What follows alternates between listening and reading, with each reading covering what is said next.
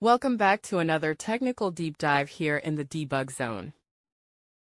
Today, we're tackling a big question and breaking it down with insights from other users. Hopefully, this clears up some misconceptions and helps you get the answer you need. So buckle up, stay a little curious, and let's jump right in.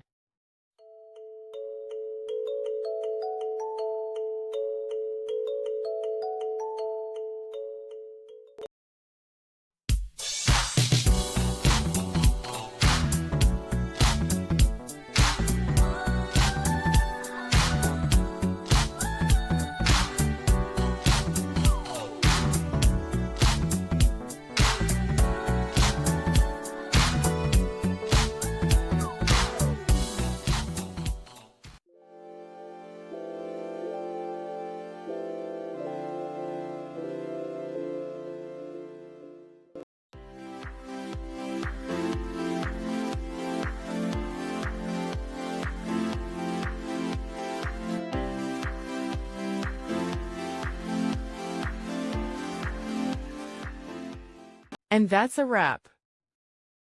I hope you found the answer you were looking for. If you did, take a second to hit that subscribe button. It really helps out. And let me know in the comments which solution worked best for you.